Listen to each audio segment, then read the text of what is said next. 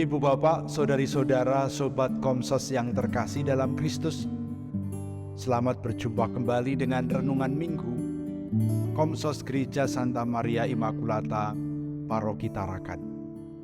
Kita hari ini memasuki Minggu Paskah yang ke-7. Minggu Paskah yang ke-7 ini oleh gereja juga dirayakan sebagai Hari Komunikasi Sedunia, Hari Komsos. Oleh karena itu, kutipan yang akan kita renungkan diambil dari Injil Yohanes bab 17 ayat 1 sampai dengan 11a. Kutipan ini masih dalam rangkaian perjamuan malam terakhir Yesus bersama dengan para muridnya, dan saat Yesus menyampaikan pesan-pesan terakhir kepada para murid. Nampaknya di dalam menyusun Injilnya, Yohanes mengambil kebiasaan tokoh-tokoh karismatis pada zaman itu, di mana ketika ada orang yang ditokohkan atau guru yang karismatis menyampaikan pesan-pesan terakhir, menyampaikan wasiat, sesudah semuanya disampaikan, dia kemudian menutup pesannya itu dengan sebuah doa. Doa ini bisa menjadi doa berkat ataupun doa permohonan kepada Allah untuk mereka yang ditinggalkan.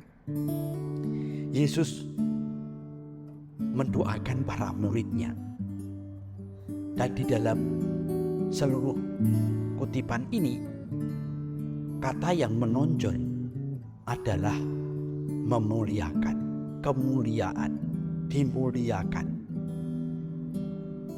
Yesus memohon agar dia diperkenankan untuk memuliakan Bapa, supaya kemuliaan Bapa menjadi nyata dalam Yesus, dan para murid dapat melihat kemuliaan itu. Kalau kita membaca sekilas, kita mengalami sedikit kesulitan di dalam memahami doa Yesus ini, karena kesannya doa Yesus ini berputar-putar, kata atau kalimat yang sama diulang-ulang. Gambarannya adalah Yesus berdoa bagi para murid sebelum dia mengalami sebuah peristiwa penderitaan, penyiksaan, penolakan dari orang-orang yang tidak suka dengannya.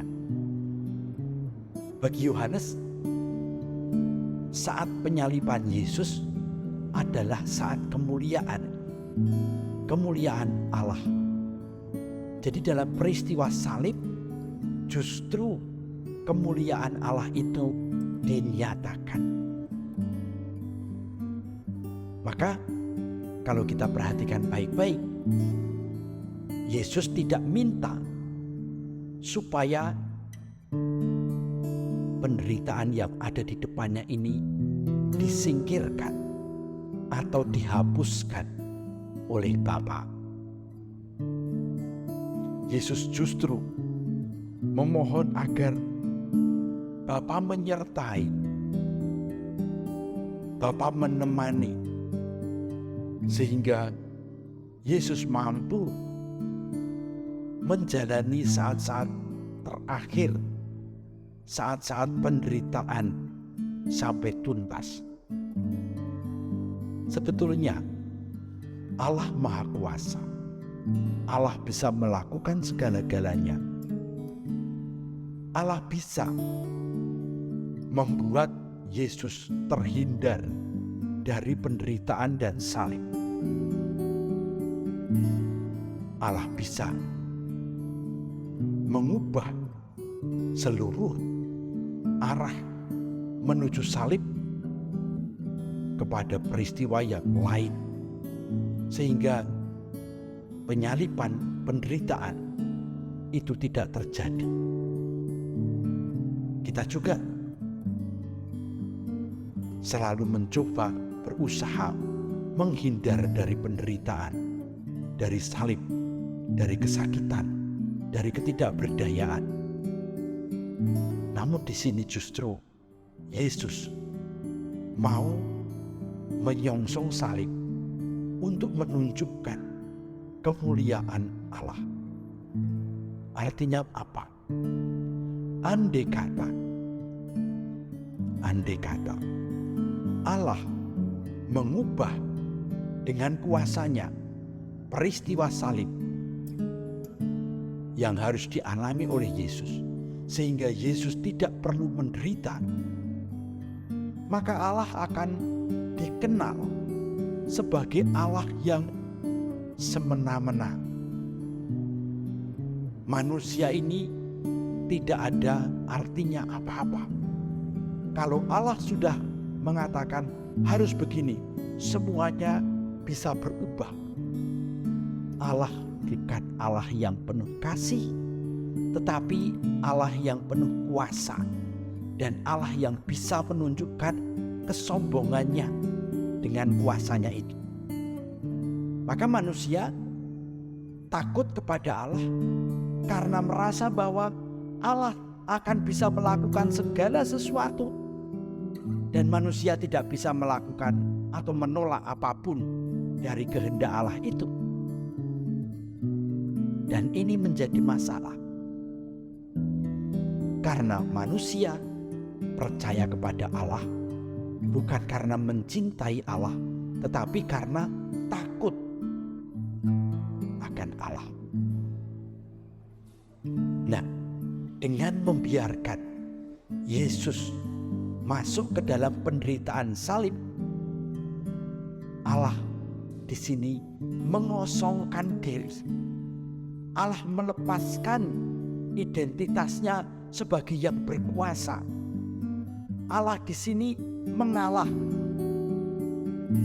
membiarkan manusia bertindak menurut keinginan hatinya tanpa intervensi Allah. Kita lalu mengingat peristiwa Kain dan Habil, di mana Kain membunuh Habil, adiknya.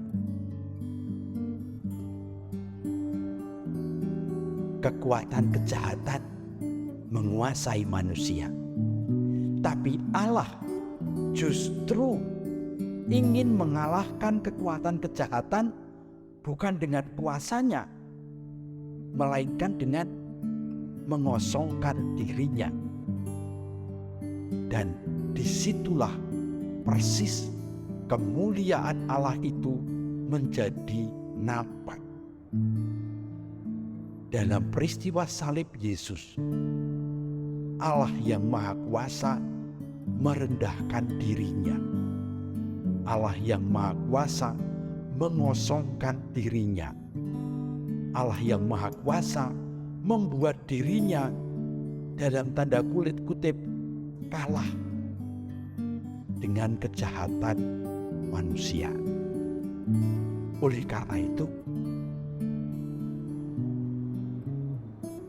manusia yang mempunyai hati terbuka, dia akan bisa melihat bagaimana Allah menebus manusia bukan dengan kuasa semena-mena, tetapi dengan cinta dan pengorbanan. Allah mengorbankan dirinya dengan mengosongkan dirinya, melepaskan kuasanya, kehebatannya. Supaya apa? Supaya bisa menyadarkan manusia bahwa kejahatan hanya bisa dikalahkan dengan cinta. Kejahatan, kegelapan hanya bisa dikalahkan dengan terang. sinar kasih Allah. Inilah yang didoakan oleh Yesus, supaya para murid akhirnya menemukan Allah yang mencintai mereka dalam kodrat kemanusiaannya. Memang dalam peristiwa salib itu kodrat manusia nampak begitu merosot. Mereka tidak peduli terhadap sesama. Mereka menyiksa sesamanya. Mereka rela mencelakakan sesamanya. Namun oleh Allah, peristiwa penyaliban itu justru dipakai sebagai saat untuk menunjukkan kuasa kasih-Nya kepada manusia. Disinilah doa komunikasi Yesus dengan Bapa itu terjalin, dan buahnya adalah keselamatan manusia. Maka hari komunikasi sosial sedunia mau mengajak kita semua agar kita mengembangkan komunikasi yang menyelamatkan, bukan komunikasi yang menjatuhkan, tetapi komunikasi yang membuat kita mampu berbagi kasih, berbagi keselamatan, berbagi kehidupan. Kita prihatin karena seringkali dalam media sosial komunikasi yang dibangun atau ditawarkan banyak yang palsu, banyak yang penuh dengan caci maki, memojokkan, menjatuhkan, tidak peduli dengan martabat sesama. Bahkan kita merendahkan diri kita sendiri. Kita diingatkan pada hari komunikasi sedunia ini agar komunikasi kita yang kita lakukan adalah komunikasi kasih yang menyelamatkan. Mari kita kembangkan komunikasi yang membawa berkat bagi kebaikan dunia. Amin.